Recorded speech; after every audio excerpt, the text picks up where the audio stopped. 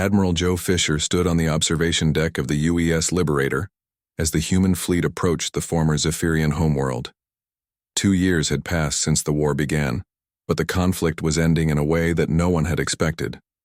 The Zephyrian Empire had not been defeated in a final battle or destroyed by superior weapons. Instead, it had simply collapsed from within, as its own people rejected the system that had defined their civilization for thousands of years. The planet below showed signs of massive social upheaval. Cities that had once displayed perfect geometric order now showed the chaos of revolution and change. Zephyrian civilians were in the streets, not as part of organized demonstrations, but as individuals expressing themselves for the first time in their lives. Some were creating art on building walls. Others were gathering in groups to discuss ideas that would have been forbidden under the old regime. Commander Helen Davis joined Joe at the observation window. She had been leading diplomatic efforts to establish contact with the new Zephyrian government, though calling it a government was perhaps too strong a word.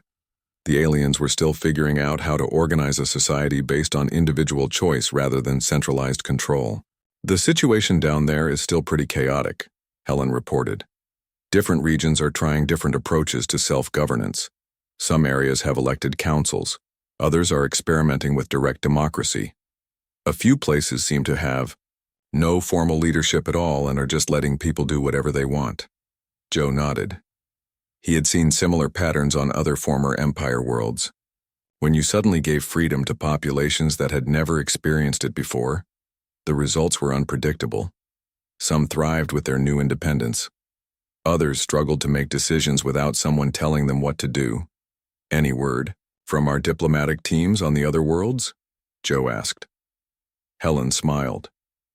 The reports are mostly positive. About 60% of former Empire territories have established some form of democratic government. Another 30% are still working out their political systems. The remaining 10% are having serious problems with civil conflicts, but even those seem to be working toward peaceful solutions. The transformation had not been without costs. Some Zephyrian worlds had experienced periods of violence and chaos as old power structures broke down. A few former subject species had turned to revenge against their former oppressors, leading to conflicts that required human intervention to resolve. But overall, the galaxy was becoming a more free and diverse place. Captain Jake Morrison had returned to his role as an exploration captain, but now his mission was very different. Instead of looking for empty worlds to colonize, he was visiting former Empire territories to help establish trade relationships and cultural exchanges. His ship, the rebuilt UES Defiance, carried diplomats, teachers, and humanitarian supplies, rather than weapons. On his latest mission to the Kalari homeworld, Jake met with Jara, who had become one of the planet's new leaders. The blue-skinned alien had learned to speak fluent English and had become an advocate for interspecies cooperation. "Your people gave us more than freedom," Jara told Jake during their meeting. "You gave us the idea that we could choose our own path. Before the war, we never imagined that there were different ways to live and think. We thought the Zephyrian way was the only way for intelligent species." Jake looked out at the Kalari city beyond the meeting room window. Where there had once been uniform mining facilities, there were now diverse neighborhoods where individuals had built homes that reflected their personal tastes and needs. The change was remarkable and encouraging. "What we've learned is that diversity makes everyone stronger," Jake replied. The Zephyrians tried to make the galaxy uniform and predictable, but the most interesting discoveries come from mixing different ideas and approaches. This philosophy was being tested in practical ways throughout the former Empire. Dr. Patricia Webb had established cultural exchange programs that allowed different species to share their art, music, and literature with each other. The results were creating new forms of creativity that no single species could have developed alone. On Earth, Dr. Ben Walsh was working with former Zephyrian scientists who had chosen to join human research projects. Their advanced knowledge of physics and engineering, combined with human creativity and adaptability, was producing technological breakthroughs at an unprecedented rate. The most surprising thing is how quickly they adapted to collaborative research, Ben explained to his colleagues. Under the Empire, Zephyrian scientists worked in isolation following predetermined procedures. But when we introduced them to brainstorming sessions and creative problem-solving techniques, they became incredibly innovative. One of these former Empire scientists was Yixtal, who had once been a sub-commander in the Zephyrian military. She had volunteered to work with human researchers after experiencing what she called consciousness awakening during the war. Her pale skin now showed markings that she had created herself, a form of personal expression that would have been unthinkable under the old regime. "I spent 300 years following orders without question," Yixtal told Ben during one of their research sessions. "I was efficient and successful, but I was not truly alive. Your species taught me that intelligence means more than following logical procedures. It means creating something new." But perhaps the most significant change was happening among the Zephyrians themselves. Former War Prime Kelshar had become one of humanity's most dedicated allies after undergoing his own cognitive transformation. He now worked as a counselor helping other Zephyrians adapt to their new freedom. Kelshar met regularly with human psychologists to understand how his people could build healthier societies. The process was difficult because Zephyrian culture had no tradition of individual decision-making or personal responsibility. They had to learn these concepts from scratch like children learning to walk. "We were a species that had achieved great technological advancement but had lost our souls in the process," Kelshar explained during a joint human-Zephyrian conference on post-war reconstruction. "The Empire gave us power over others, but it took away our power over ourselves. We forgot how to choose our own destinies." The conference was being held on a neutral space station that had been built jointly by humans and several former Empire species. It represented a new model for galactic civilization based on cooperation rather than conquest. Different species contributed their unique strengths to shared projects while maintaining their cultural independence. Commander Helen Davis had been appointed as the first director of the Galactic Cooperation Council, an organization designed to facilitate peaceful interaction between the various species.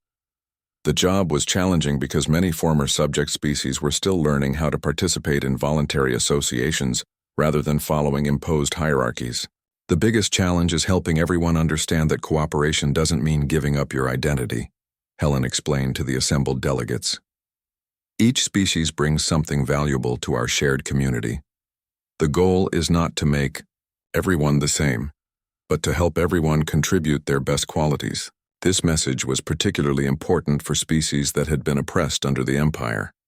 Many of them initially assumed that joining the Galactic Cooperation Council meant submitting to human authority. It took time and patience to convince them that humans wanted partners, not subjects. Dr. Amy Richardson, who had been present during the first contact with the Zephyrians, now served as the head of xenobiological research for the Council. Her work focused on understanding how different species could work together, despite their biological and cultural differences. "What we've discovered is that diversity isn't just beneficial. It's essential for long-term survival," Amy reported to the Council.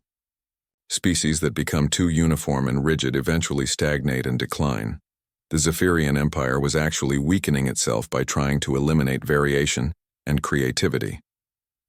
As Joe Fisher's fleet prepared to leave the former Zephyrian homeworld, he reflected on how much had changed since that first encounter in the Kepler 442 system. Humanity had not set out to conquer a galactic empire or liberate hundreds of worlds. They had simply refused to surrender their freedom when threatened, but that refusal had consequences that no one could have predicted.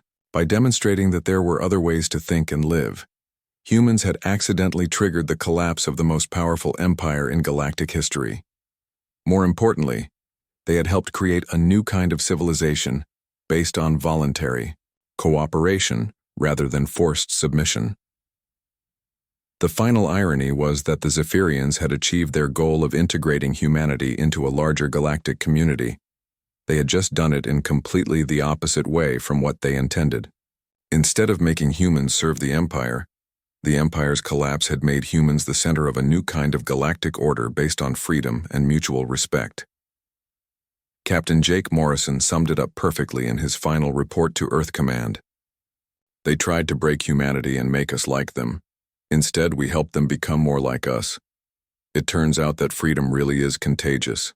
Once it starts spreading, Nothing can stop it. News of High Arbiter Veltar's capture spread across the galaxy like wildfire. For 800 years, the Zephyrian Empire had been seen as invincible. No species had ever successfully resisted their conquest, and the idea that primitive humans could defeat the Empire's most advanced forces seemed impossible. But now Veltar was held prisoner on Earth, and everything the galaxy thought it knew about power was changing. Lieutenant Chris Parker stood on the bridge of the captured Zephyrian vessel UES Freedom. As it approached the Andorian system, the ship had originally been called something unpronounceable in the Zephyrian language, but the human crew had renamed it after they took control. Chris and his team were part of the first human counteroffensive, using captured alien technology, modified with human engineering. The modifications were visible throughout the ship. Human-built weapon systems had been welded onto the elegant crystalline hull. The gravity control systems had been rewired to work with human neural interfaces. Even the ship's computer had been reprogrammed to understand human commands and respond in simple English rather than the complex mathematical language the aliens preferred. "Captain Parker, we're receiving distress signals from the planet below," reported his communications officer, Sergeant Julie Adams. "It appears to be from a species called the Kalari. They're asking for help against their Zephyrian overseers." Chris nodded. Intelligence reports suggested that many worlds throughout the Empire were experiencing uprisings. The subject species had learned about humanity's resistance and were beginning to believe that the Zephyrians could be defeated. Some were already fighting for their freedom. "Take us down to the surface," Chris ordered. "Let's see what we can do to help." The Freedom descended through the atmosphere of the Kalari homeworld. From space, the planet looked beautiful with blue oceans and green continents. But as they got closer, Chris could see the signs of conflict. Smoke rose from burning cities and flashes of energy weapons lit up the night sky. The Kalari were a species that looked somewhat like humans, but with blue-tinted skin and large eyes adapted for their planet's dim sunlight. They had been conquered by the Zephyrians 300 years ago and forced to work in mining operations that stripped their world of valuable resources. But now they were fighting back using improvised weapons and tactics they had learned from intercepted human communications. Chris met with the Kalari resistance leader, a female named Jara, who spoke broken English she had learned from human broadcasts. "Your people showed us that Empire can be beaten," she said. "We thought we were alone, that resistance was impossible, but humans proved us wrong." The situation on the ground was chaotic, but hopeful. Kalari fighters had captured several Zephyrian installations and were holding them against counterattacks, but they lacked the advanced weapons and technology needed to win a prolonged conflict. Chris realized that this was exactly the kind of situation where human creativity could make a difference. "We're going to teach you something the Zephyrians never expect," Chris told Jara. "We're going to show you how to turn their own technology against them." Over the next few days, Chris and his team worked with the Kalari to modify captured Zephyrian equipment using human engineering principles. They showed the aliens how to bypass safety systems, overload power cores, and reprogram control circuits to serve new purposes. Most importantly, they taught the Kalari to think creatively about problem-solving instead of following rigid procedures. Meanwhile, Dr. Patricia Webb was conducting her psychological warfare campaign from Earth. Her broadcasts of human culture had reached dozens of worlds throughout the Empire, and the effects were becoming impossible for the Zephyrians to control. Art, music, and literature that expressed individual creativity and personal freedom were inspiring alien populations to question their place in the rigid imperial hierarchy. On the Zephyrian homeworld, War Prime Kelshar was dealing with the most serious crisis in the Empire's history. Reports were coming in from across their territory about uprisings, defections, and complete breakdowns of social order. Species that had been obedient subjects for centuries were suddenly demanding freedom and self-determination. "The infection is spreading faster than we can contain it," reported Sub-Commander Yixtal. 17 worlds have declared independence from the Empire this week alone. Our own citizens are beginning to show symptoms of cognitive disruption syndrome. Some are even refusing to report for their assigned duties. Kelshar felt something he had never experienced before: fear. Not fear of death or injury, which were simple physical concerns but fear of losing everything that gave his life meaning. The Empire was not just a political organization to the Zephyrians, it was their entire identity and purpose. Without it, they would be nothing. "Deploy the planetary bombardment fleets," Kelshar ordered. "If we cannot control these worlds, we will destroy them as an example to others." But even this extreme measure failed to achieve the desired results. When the Zephyrian fleet arrived at the rebellious worlds, they found that many of their own crew members were refusing to fire on civilian populations. The psychological changes that human culture had triggered were affecting even the Empire's military forces. Captain Jake Morrison, who had been the first human to encounter the Zephyrians, was now serving as an advisor to the human military command. He had spent months as a prisoner aboard Zephyrian ships and had learned more about their society than any other human. His insights were proving invaluable in the war effort. "They're not evil," Jake explained to Admiral Kate Bell during a strategy meeting. "They're just trapped in a way of thinking that doesn't allow for change or adaptation. For thousands of years, they've bred out creativity and independent thought in favor of efficiency and order. But now that system is collapsing because they can't adapt to new situations." Admiral Bell was planning the next phase of human operations. Intelligence reports suggested that several key Zephyrian worlds were on the verge of complete rebellion. If humans could provide support and guidance to these uprisings, the Empire might collapse entirely without any major battles. "We need to be careful," Bell warned.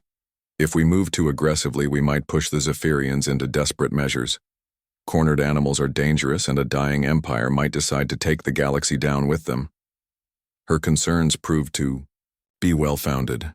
As reports of successful human operations reached the Zephyrian High Command, some leaders began advocating for the use of their most destructive weapons. They had devices that could destroy entire solar systems, and weapons that could wipe out all life on a planet from a safe distance. If they could not maintain their empire, some Zephyrians believed it was better to destroy everything rather than allow other species to live free.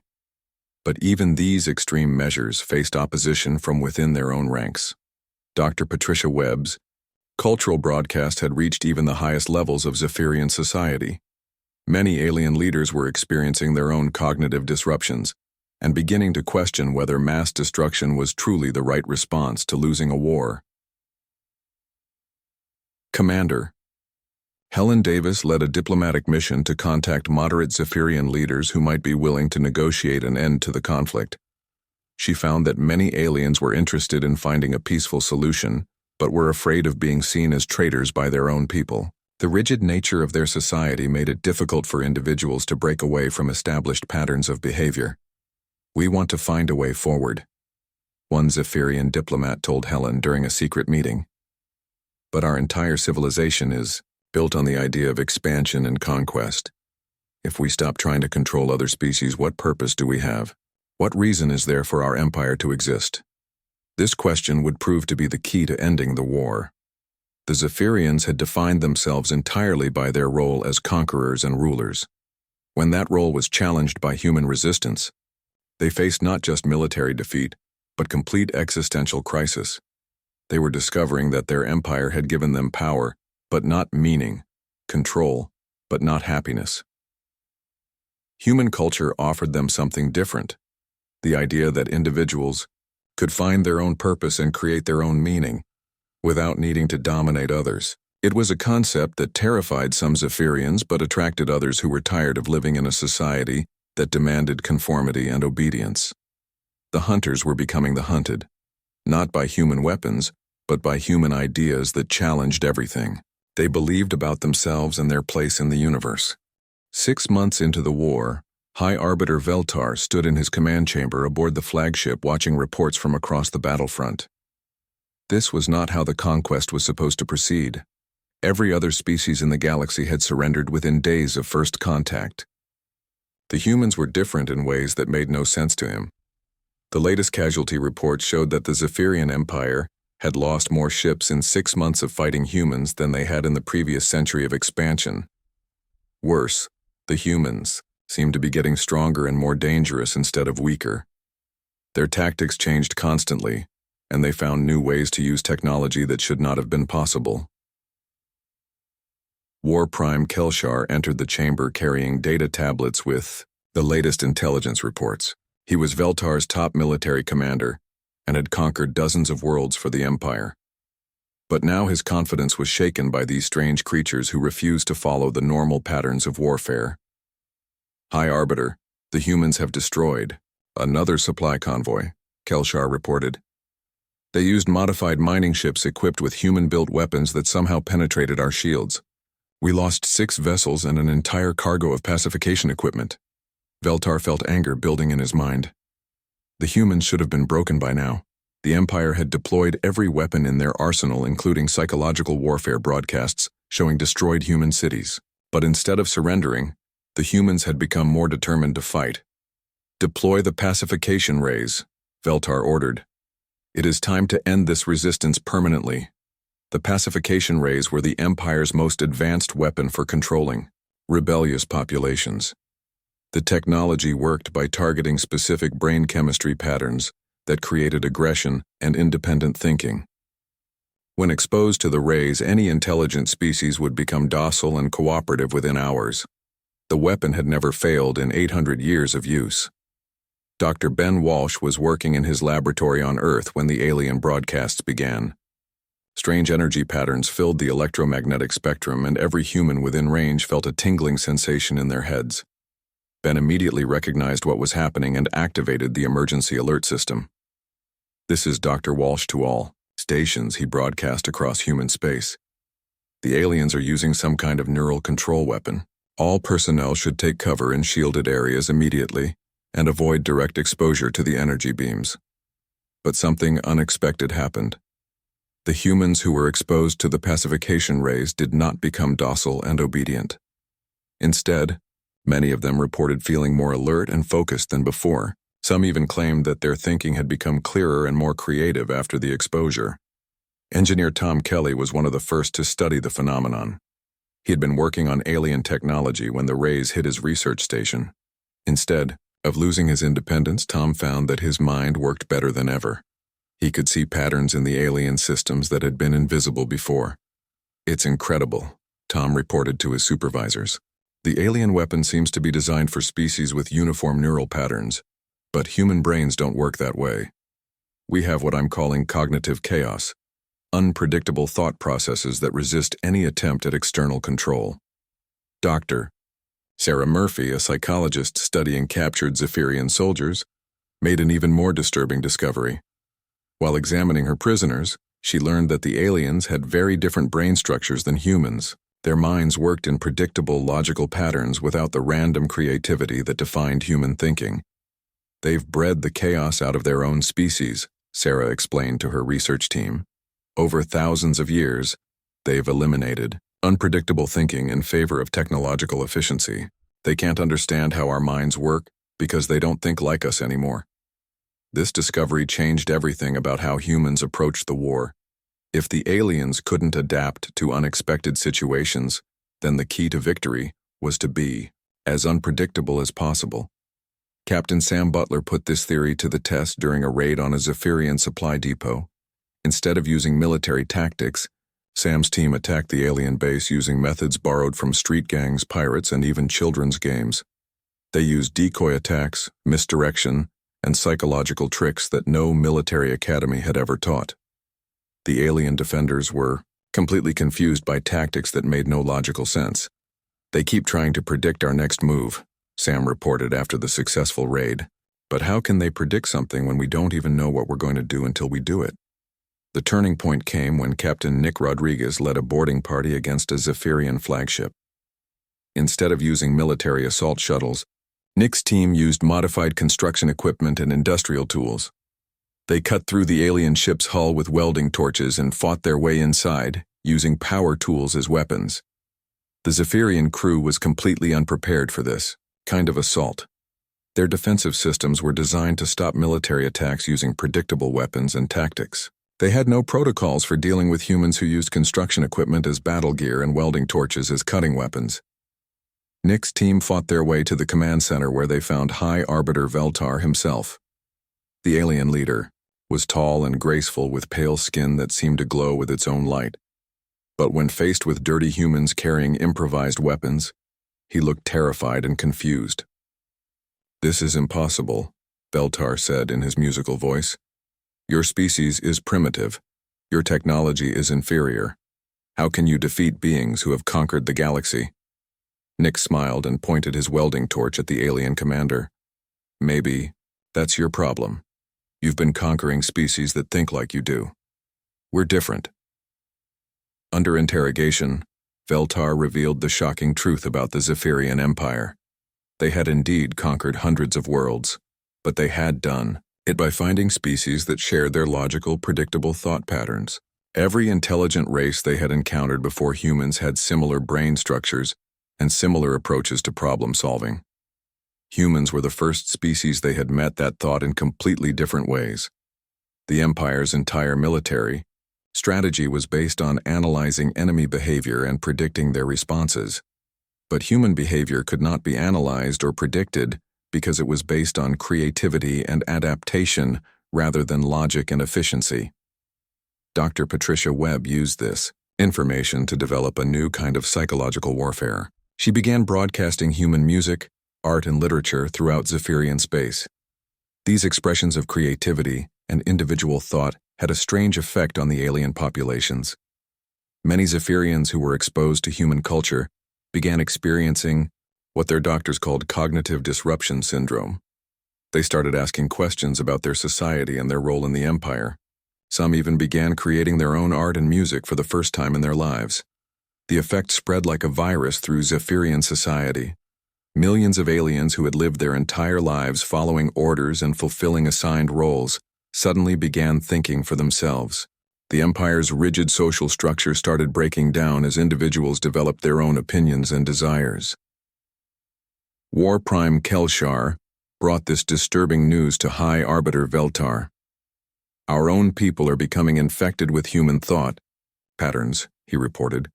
"They're questioning orders, expressing personal opinions, and some are even refusing to fight against the humans." Veltar realized that the Empire faced a crisis unlike anything in their history. The humans had not just resisted conquest, they had introduced a form of mental chaos that was destroying Zephyrian civilization from within. The very qualities that made humans impossible to control were spreading to other species and threatening the foundation of everything the Empire had built. For the first time in 800 years of expansion, the Zephyrian Empire was losing a war. But this was not just a military defeat. The humans had challenged the basic assumptions about intelligence and civilization that the Empire was built on. They had proven that there were other ways to think and other ways to live that were just as valid as the Zephyrian way. The aliens who had tried to break humanity were discovering that they had broken something far more important: their own certainty about their place in the universe. Commander Alex Stone stood on the bridge of Earth's main orbital defense platform, watching the emergency reports come in from across human space.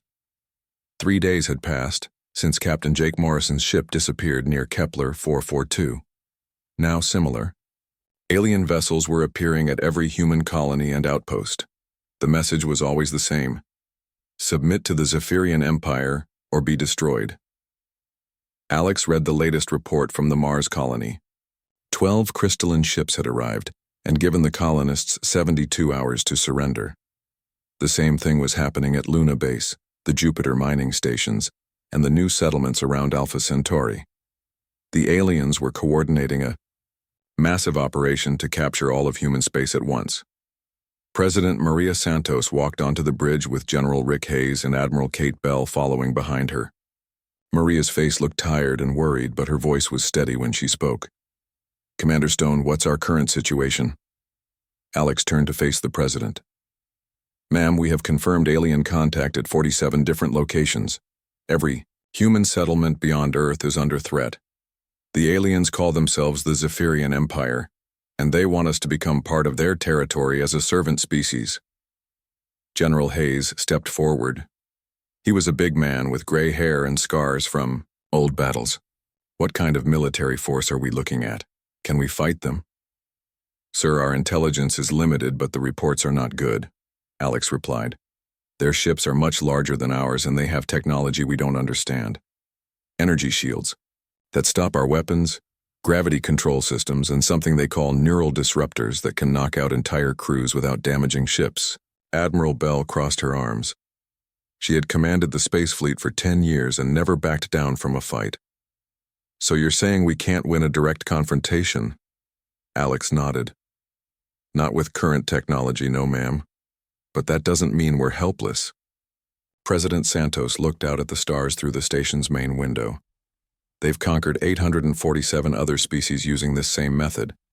Every single one surrendered when faced with superior force. But humans aren't like other species, are we? General Hayes smiled for the first time since the crisis began. No, ma'am, we're not. Humans have a long history of fighting impossible odds and finding ways to win. Admiral Bell was already thinking about tactics. We need to implement Protocol Lazarus immediately, scatter our population, hide our resources, and prepare for a long fight. Protocol Lazarus was humanity's emergency plan for facing an extinction-level threat. Dr. Ben Walsh had developed it after studying every major human conflict in history. The plan was simple. When facing a superior enemy, don't fight them where they're strong. Make them fight on your terms using tactics they don't understand. President Santos nodded. Do it. Send the activation codes to all colonies and military units. We're going to war. Over the next 24 hours, humanity transformed from a peaceful exploration society into a war machine. Hidden bases that had been prepared for decades came online. Military factories buried deep underground began producing weapons and equipment. Civilian ships were converted into fast attack vessels or supply runners. Captain Sam Butler received his orders while stationed at a secret base in the asteroid belt. He was a special operations officer who had spent years training for exactly this kind of situation. His mission was to organize hit-and-run attacks on alien supply lines using tactics the enemy had never seen before. Sam looked at his team of 12 specialists as they prepared for their first mission. Listen up, he said. These aliens think they know how warfare works. They're used to big fleets fighting other big fleets. They expect us to meet them head-on like every other species they've conquered. We're not going to do that. Lisa Grant was Sam's explosives expert. She had short red hair and hands that never seemed to stop moving. What's the plan, Captain? We're going to be ghosts, Sam replied. Hit them when they don't expect it. Take out their weak points, then disappear before they can respond. We'll use everything from mining equipment to garbage haulers as weapons. If it can move and carry explosives, we'll find a way to make it dangerous. Meanwhile, Dr. Ben Walsh was working with a team of scientists to reverse engineer captured alien technology. They had managed to recover pieces from a damaged Zephyrian scout ship that had been destroyed during the initial contact. The aliens used materials and energy systems that were far beyond human understanding, but Ben was determined to figure them out. The key is their power source, Ben explained to his research team.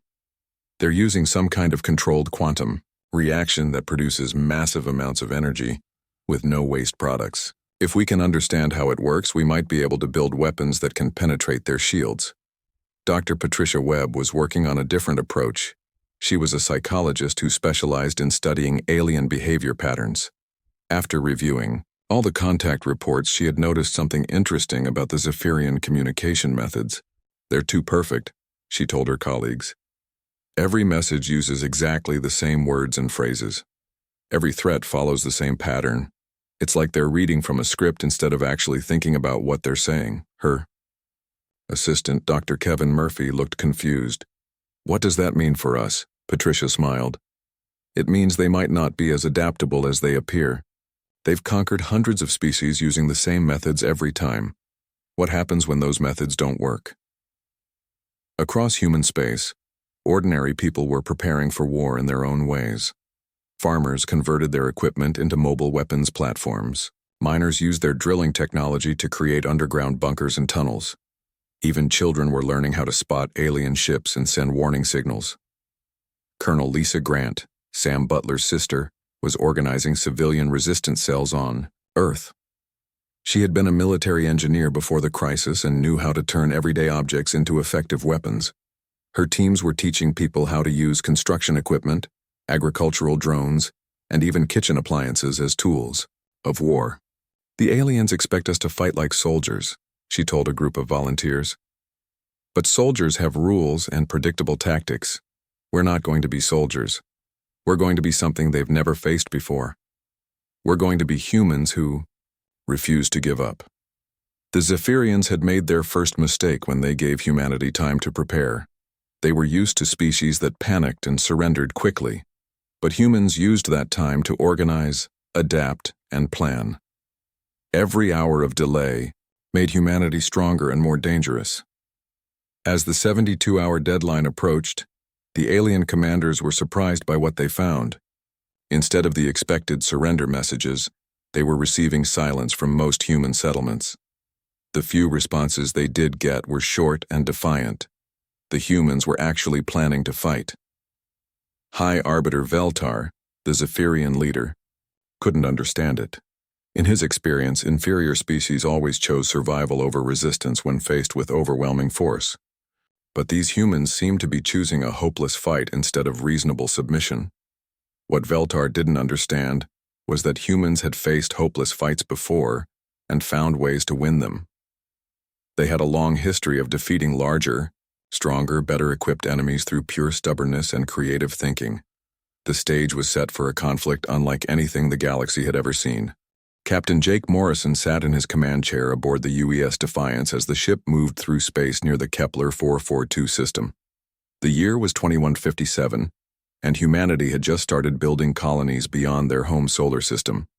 Jake watched the stars through the main screen while his crew worked at their stations. Lisa Torres sat at the pilot controls checking their course. Danny Kim was busy fixing a power coupling in the engine room. Dr. Amy Richardson looked at her science readings. From the planets they had been studying, the mission was simple and boring.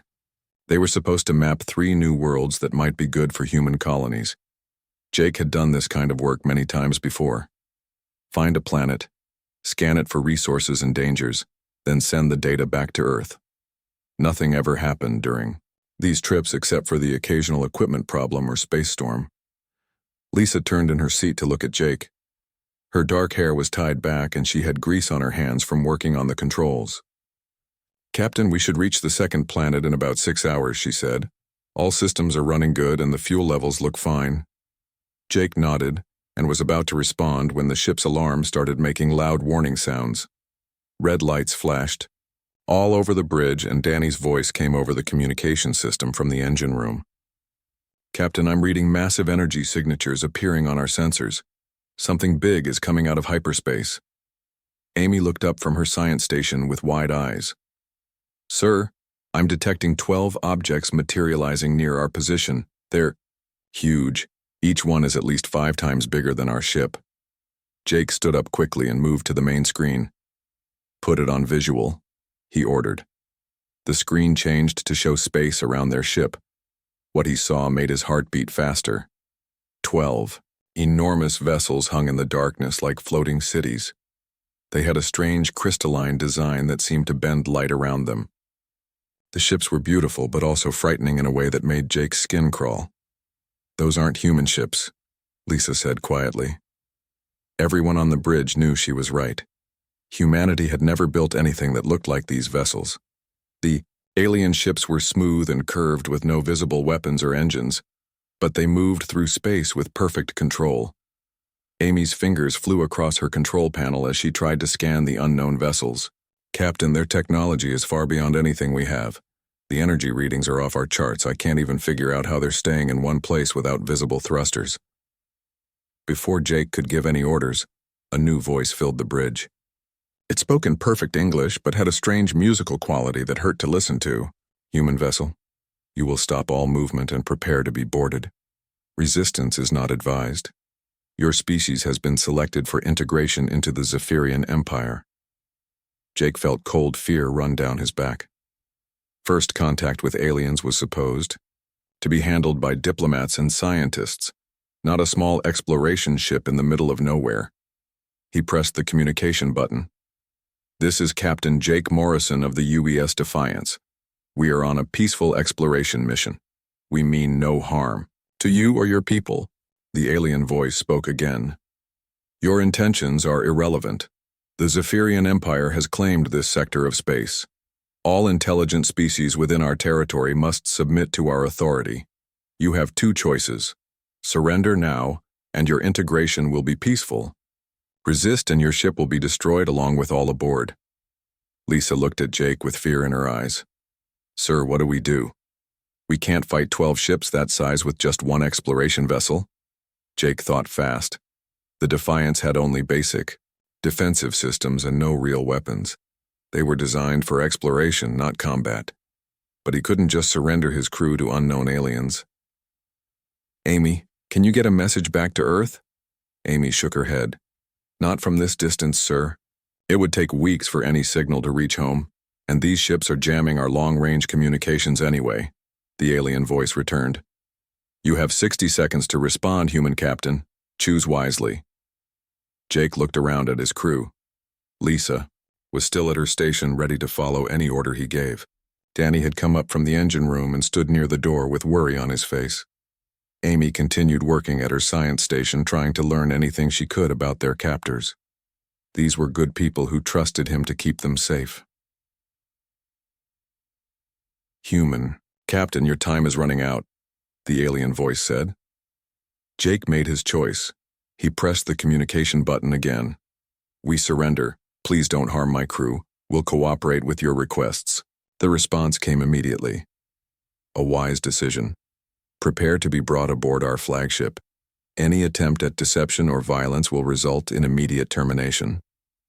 A bright blue light surrounded the Defiance, and Jake felt a strange tingling sensation all over his body. The ship began moving toward the largest alien vessel without Lisa touching any controls. They're pulling us in with some kind of tractor beam, she said. I have no control over our movement. As they got closer to the alien ship, Jake could see that it was even more massive than he had thought. The surface seemed to be made of a material that looked like crystal but was probably much stronger than any metal humans used. Strange symbols glowed along the hull in patterns that hurt to look at directly. Captain, Amy said in a quiet voice. I'm picking up energy readings from the other ships too. They're all scanning different parts of space like they're looking for something. I don't think we were their main target. I think we just happened to be in the wrong place at the wrong time. Jake realized she was probably right. These aliens were conducting some kind of large operation in this system. The Defiance had just gotten caught up in whatever they were doing, but that didn't make their situation any less dangerous. The alien ship opened a bay door that was big enough to fit 3 ships the size of the Defiance. Their vessel was pulled inside and the door closed behind them. Jake looked at his crew one more time before the aliens boarded their ship. Remember, he said, we cooperate and we stay alive. That's our first priority right now. None of them knew that this moment would change everything for humanity.